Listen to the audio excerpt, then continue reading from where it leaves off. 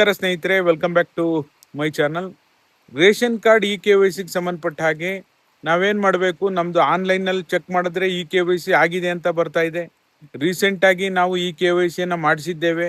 ನಾವು KYC ಮಾಡಿಸ್ಲಿಕ್ಕೆ ನಾವು ಮಾತ್ರ ಮನೆಯ ಒಬ್ಬರು ಸದಸ್ಯರು ಹೋದರೂ ಸಾಕ, ಮನೆಯ ಸದಸ್ಯರು ಎಲ್ಲರೂ ಸಹ KYC ಮಾಡಿಸ್ಬೇಕಾ, ನ್ಯಾಯಬೆಲೆ ಅಂಗಡಿ ಹೋಗೇ ಮಾಡಿಸ್ಬೇಕಾ, ಅಥವಾ ನಾವೇನಾದರೂ ಬೇರೆ ಬೇರೆ ಸೈಬರ್ ಸೆಂಟರ್ಗಳಲ್ಲಿ KYCಯನ್ನು ಮಾಡಿಸ್ಬೋದಾ?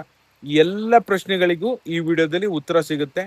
ನಿಮ್ಗೆ ಆನ್ಲೈನ್ನಲ್ಲಿ ನಿಮ್ಮ KYC ನಿಮ್ಮ ಎಲ್ಲ ಸದಸ್ಯರು 4 ಜನ ಇದ್ದೀರಾ ಅಂದರೆ 4 ಜನರು KYC ಆಗಿದೆ ಅಂದರೂ ಸಹ ನೀವು ಪುನಃ KYC ಮಾಡಿಸ್ಬೇಕಾ ಇಲ್ವಾ ಅಂತೇಳಿ ಈ ವಿಡಿಯೋದಲ್ಲಿ ಸಾಕಷ್ಟು ಜನರು ಇದಕ್ಕೆ ನಿರಂತರವಾಗಿ ಪ್ರಶ್ನೆ ಕೇಳಿದ್ದೀರಾ. ಖಂಡಿತವಾಗ್ಲೂ ಈ ವಿಡಿಯೋದಲ್ಲಿ ನಿಮ್ಗೆ ಉತ್ತರ ಕೊಡುವಂಥ ಕೆಲಸ ಮಾಡ್ತೀನಿ. ದಯವಿಟ್ಟು ಯಾರೆಲ್ಲ ವಿಡಿಯೋ ನೋಡ್ತಾ ಇದ್ದೀರಾ, ಬಹುತೇಕ ಜನರು ಸಬ್ಸ್ಕ್ರೈಬ್ ಮಾಡದೆ ನೋಡ್ತಾ ಇದ್ದೀರಾ, ದಯವಿಟ್ಟು ಸಬ್ಸ್ಕ್ರೈಬ್ ಮಾಡ್ಕೊಳ್ಳಿ. ಹಾಗೆ ಎಲ್ಲರೂ ವಿಡಿಯೋಕ್ಕೊಂದು ಲೈಕ್ ಕೊಡೋ ಮೂಲಕ ಸಪೋರ್ಟ್ ಮಾಡಿ. ಇದಾದ ನಂತರ ನಾವು ಕೂಡ ನೀವು KYC ಮಾಡೋದಕ್ಕಿಂತ ಮೊದಲು ಆಹಾರ ವೆಬ್ಸೈಟ್ನಲ್ಲಿ ನಿಮ್ಮ ಹಾಗೂ ನಿಮ್ಮ ಕುಟುಂಬದ ಎಲ್ಲ ಸದಸ್ಯರ KYC ಎಸ್ ಅಂತ ಇದೆಯಾ ಇಲ್ವಾ, KYC ಡನ್ ಅಂತ ಇದೆಯಾ ಇಲ್ವಾ ಅಂತ ನೋಡ್ಕೊಳ್ಳಿ. ನೋಡಿದ ನಂತರ ನೀವು KYC ಮಾಡುವಂಥ ಅಗತ್ಯ ಇಲ್ಲ ಅಂತ ವಿಡಿಯೋ ಮಾಡಿದ್ವಿ.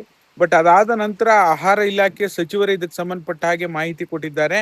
5 ವರ್ಷದ ಹಿಂದೆ KYC ಪ್ರೋಸೆಸ್ ಆಗಿರೋದ್ರಿಂದ ಪ್ರತಿ 5 ವರ್ಷಕ್ಕೊಮ್ಮೆ KYC ಮಾಡಿಸೋ ಅಂತ ಅಗತ್ಯ ಇರೋದ್ರಿಂದ ಎಲ್ಲರೂ ಸಹ KYCಯನ್ನು ಮಾಡಿಸ್ಬೇಕು ಅಂತ ಹೇಳಿ ಮಾಹಿತಿ ಕೊಟ್ಟಿದ್ದಾರೆ. ನೀವು ಮನೆಯ ಸದಸ್ಯರು ಎಲ್ಲರೂ KYC ಮಾಡಿಸ್ಬೇಕಾ? ಅಗತ್ಯವಿದ್ದಾಗ ಎಲ್ಲರೂ ಕೂಡ KYCಯನ್ನು ಮಾಡಿಸ್ಬೇಕಾಗತ್ತೆ.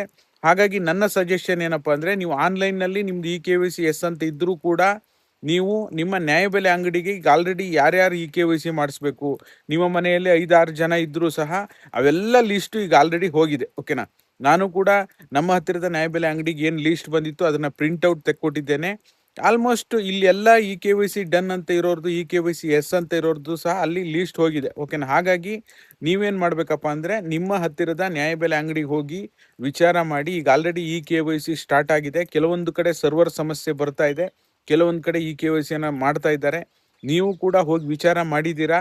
ಅಲ್ಲಿ ನಿಮಗೆ ಪ್ರಿಂಟ್ಔಟ್ ತೆಗೆದ್ಬಿಟ್ಟು ಪೋಸ್ಟರ್ ಹಾಕಿರ್ತಾರೆ ಯಾರ್ಯಾರ್ದು KYC ಪೆಂಡಿಂಗ್ ಇದೆ ಅಂತೇಳಿ.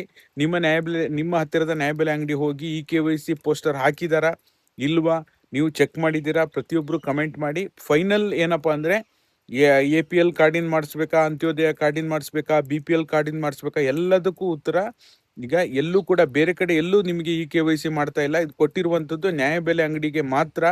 ನಿಮ್ಮ ಹತ್ತಿರದ ನ್ಯಾಯಬೆಲೆ ಅಂಗಡಿ ಏನು ಪ್ರತಿ ತಿಂಗಳು ರೇಷನ್ ತರ್ತಿರಲ್ಲ ಅಲ್ಲಿ ಹೋಗಿ ವಿಚಾರ ಮಾಡಬೇಕು. ನಿಮಗೆ ನಮ್ದೇನಾದರೂ KYCಯಲ್ಲಿ ನಮ್ಮ ಪಟ್ಟಿಯಲ್ಲಿ ಹೆಸರು ಇದೆಯಾ ಅಂತೇಳಿ ಚೆಕ್ಔಟ್ ಮಾಡಿ.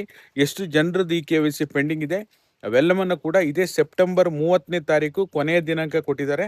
ಅಷ್ಟರೊಳಗೆ ಆದಷ್ಟು ಬೇಗ ನೀವು KYCಯನ್ನು ಮಾಡ್ಕೊಳ್ಳಿ. ಮತ್ತೆ ನೀವು ಮತ್ತೆ ಗೊಂದಲಕ್ಕೀಡಾಗೋದು ಬೇಡ. ಯಾರೋ ಆನ್ಲೈನಲ್ಲಿ ಮಾಡ್ತಾರೆ, ಯಾರೋ ಈಗ ಆನ್ಲೈನ್ ನಮ್ದು ಆಲ್ರೆಡಿ ಡನ್ ಅಂತಿದೆ, ನಾವ್ಯಾಕೆ ಮಾಡಿಸ್ಬೇಕು, ಈ ರೀತಿ ಕ್ವಶನ್ ಆಗೋದು ಬೇಡ. ಒಂದ್ಸರಿ ನಿಮ್ಮ ರೇಷನ್ ಅಂಗಡಿಗೆ ಹೋಗಿ ಒಂದ್ಸರಿ ನೀವು ಪರಿಶೀಲನೆ ಮಾಡಿ ನಮಗೆ ಕಮೆಂಟ್ ಮಾಡೋ ಮೂಲಕ ತಿಳಿಸಿ. ಇದಾಗಿತ್ತು ಈ ಕ್ಷಣದ ಮಾಹಿತಿ. ವಿಡಿಯೋ ನೋಡಿ ಸಪೋರ್ಟ್ ಮಾಡಿರುವ ನಿಮ್ಮೆಲ್ಲರಿಗೂ ಸಹ ತುಂಬ ಹೃದಯದ ಧನ್ಯವಾದಗಳು. Thank you all. Thank you so much for watching.